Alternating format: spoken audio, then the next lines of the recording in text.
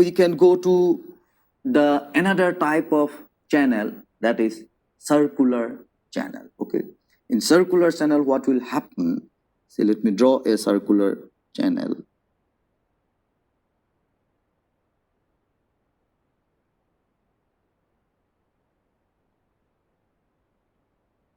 Well,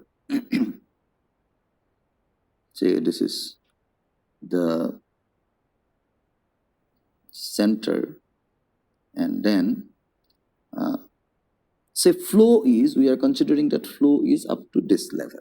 Okay, this is the water at this level, and then this length is equal to radius, means we are, suppose the radius of this circle is r, so this is r, and in both the direction this will be r, and let me draw a normal in this direction, and this angle is theta. Well, now you can concentrate into the slide that how we can write that area is equal to, well, this entire area, our fluid is actually, or the water is in this portion. So how we can find this area? We can find the entire area. Entire area will be basically, say like for the whole circle it is pi r square, that means twice pi is the total angle, so half of the pi r square, and for this sector we know from our very basic geometry that it will be theta into r square, but from that theta into r square we will have to deduct this triangular portion, we will have to deduct this triangular portion, and this triangular portion, what will be the length that we can have? Yeah, this is r, okay, this is r, this is theta, so what this length is basically, say we can have, this is r sine theta, and what about this length? This, the height of this is r cos theta.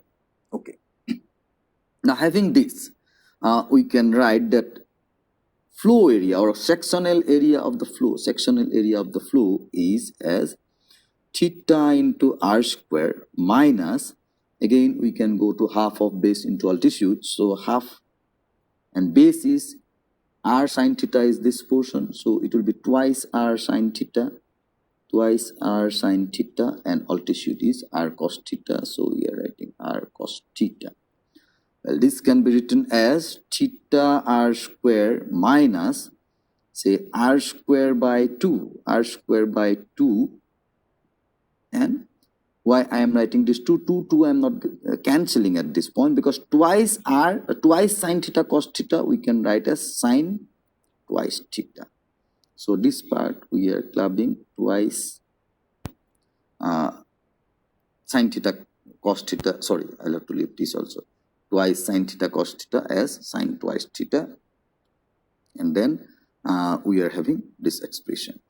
Well, that can now be written as, say r square by 2, and then we can write twice theta, this twice theta because 2 we are bringing out, minus sine twice theta. Well, this is what the expression for area. Now expression for perimeter. Here perimeter is this length. Here perimeter is this length. Okay, so this is what perimeter. And as we know that area perimeter, or say perimeter of the entire circle is twice pi r, that way here the perimeter of this portion will be, say, twice theta r. Here our angle is this one. Okay, so perimeter P is equal to twice theta r.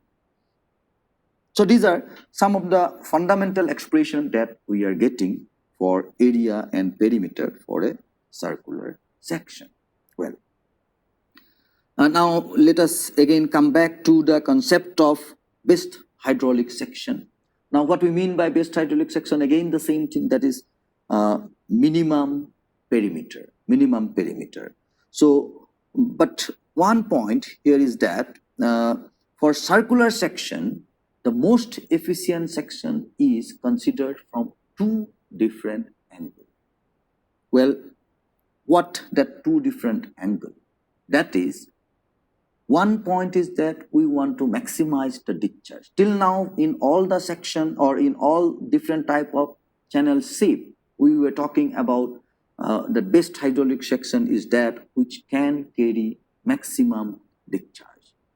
But in case of circular section, we consider from two different aspects. One is that maximum discharge concept. One is maximum discharge. And the second is, say, maximum velocity. Maximum velocity. Why? That is, in many cases, these circular sections are used as a Hume pipe and for different practical purpose. Sometimes it becomes necessary. And what more important point is that discharge through this section, if we come to this part or say we are trying to find what the discharge is, then in many a time our objective is to have maximum discharge through the channel, and in many a time our objective is to have maximum velocity through the circular section so that we can avoid siltation in the channel. And so that way, and in circular section, maximum velocity and maximum discharge is not the same, is not providing us the same value. Or say other section, when it is area is constant, we are having that discharge is equal to A into V. That way we are getting when area is constant, when discharge is maximized, means velocity itself is maximized. But here it is not like that. And that's why from two different angles we look into the condition, and it is found that from both the point we get little bit different expression for the efficient section. Now from maximum discharge condition, if we go by the maximum discharge condition, say we will be getting Q is equal to area into velocity, and this means that A into 1 by N, this is our very popular expression using Manning's equation, suppose, when we are using Manning's equation. But if we use Chezy's equation, say using Manning's equation, we can have this. But if we use Chezy's equation, then our equation will be different. Then it will be Q is equal to area into V, that will be A into C into root over R, or A by P into SP. That we can have expression different. Well, now we have expression for this area and the perimeter in terms of theta and R. So if we put what we need to do, okay, let us just explain. If we put the expression of area and perimeter in terms of theta and R, now for a given section R is fixed. So if we put the expression for area and perimeter here or here, wherever it is, and then we'll be having the expression for Q in terms of our theta. It will become a function of theta. And then if we go for dq d theta, we want to know that which theta will make the depth maximum. And once we get the theta, then drawing the theta, we can find what can be the depth. Because if we refer to this diagram, if this theta is known to us, from this theta, we can find where we are actually, where this depth will be. That can be found out easily, because from here to here it is radius.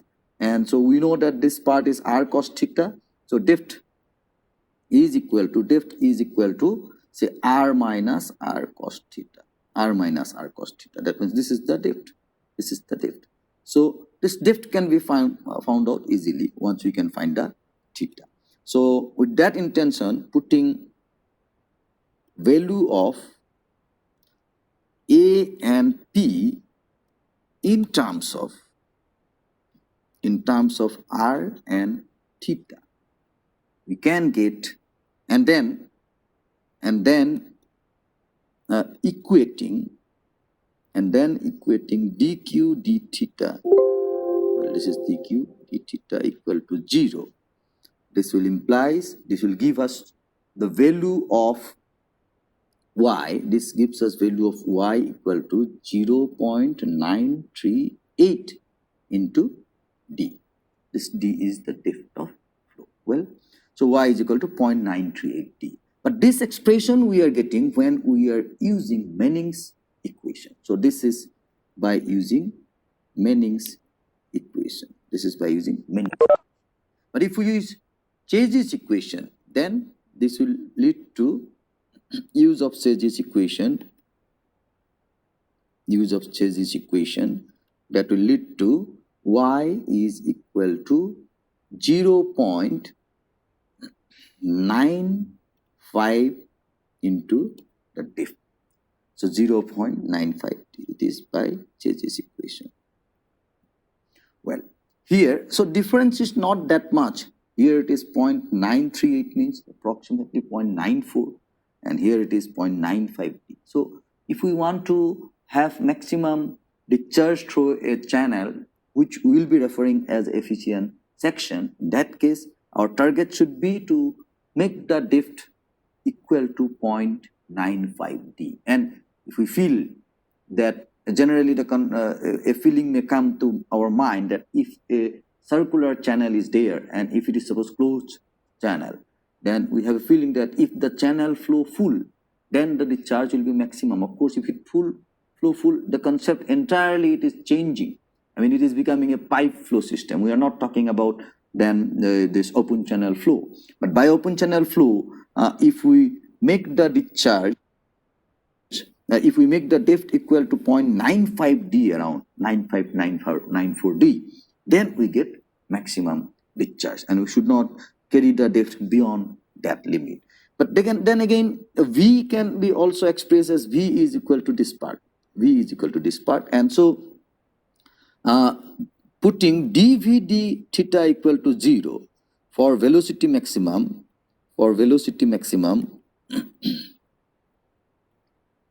what we can do, putting dv d theta equal to 0, if we do that, then we get that y is equal to 0.81d. 0.81d. So and that is important. By using both the equation, this is just slightly different, but it is around 0.8d that we can see. Now, this is important from this point that if our target is to maximize velocity, then our depth should be kept less than, well, this d, what we are writing is diameter. This d is diameter of the channel. This d is diameter of the channel. This d is diameter of the channel. It is not the 0.938 of d. It is depth is y. So this depth is equal to 0.938 time of the diameter. Y is equal to 0.95 time of the diameter, and this depth is equal to say 0.81 time of the diameter. Okay, and we are just calculating this depth, and this is what y by y we are writing this y. This is what. Okay, now from that point, what we are getting that where we should keep our y for having maximum velocity and maximum discharge, this is quite different. If we try to have maximum velocity, we'll have to keep it as 0.8 time of the diameter. And if we try to maximize our discharge, then it should be 0.95 time the diameter. And this difference is quite significant. As such, this point is important. Well, with this understanding of best hydraulic section for circular channel, now we have got what will be the condition for best hydraulic section in case of trapezoidal channel, rectangular channel, and triangular channel. Now we can try to design our channel using the concept of best hydraulic section for lined canal, where the question of erosion is coming. Of course, the question of deposition can come, and as such, after designing the section by best hydraulic section concept, we need to verify whether there will be sediment deposition, whether the minimum whether it is above the minimum permissible velocity, or it should not go below the minimum permissible velocity. That is important point. And suppose our lining is concrete, then also it should not exceed the value for say 3 meters per second. That should not be exceeded, otherwise there will be problem. Of course, depending on strength of the concrete, we can go for higher velocity also, but normally it should be within that range. Otherwise, the maximum velocity can also cause problem. So those aspects also we need to check. With this discussion on lined canal, now we can start our discussion on unlined canal, which is of course much more complex. Actual design of channel in unlined canal is much more complex than a lined channel. So again, in lined channel, we can discuss it in two groups. First is that non-alluvial channel, and the second is that alluvial channel. Well, first we shall start our discussion with non-alluvial channels. Well, so by what we mean by non-alluvial channel? When it is sand and silt, it is forming the formation, the geological formation is suppose of sand and silt. Then if we make a channel in that formation, like natural rivers are also like that, and then what is the river deposition on the side, and finally when we get that sort of landform, that we call as a alluvial landform, and that sort of channels are called alluvial channel. And non-alluvial means it is not of silt and sand.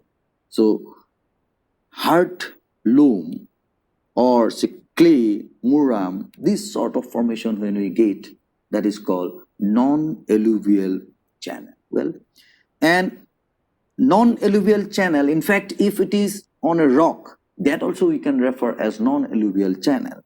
I mean, when it is not an alluvial channel, everything we can refer as non-alluvial channel. So this concept can go for even rocks also. So rock are also classified as non-alluvial channel.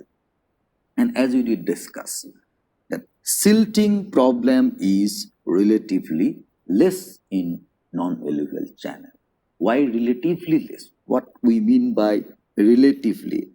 Because in alluvial channel, we know that erosion process is quite, prominent.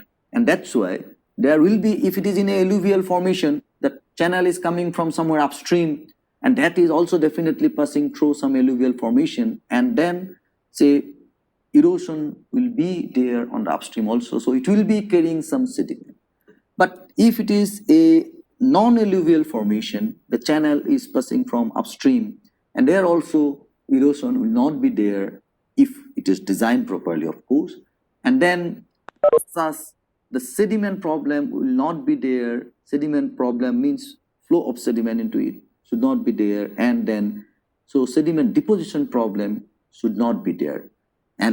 But as I was giving one example in the previous class, that if the water is coming from a upper catchment to such channel, which is otherwise non-alluvial in nature, maybe in hilly portion, but still due to rain there may be heavy erosion in the hill because of deforestation, and then all the sediment, finer sediment carried by the water will flow through this non-alluvial section. And in that case, if the velocity drops below a particular limit, there may be a problem of sedimentation.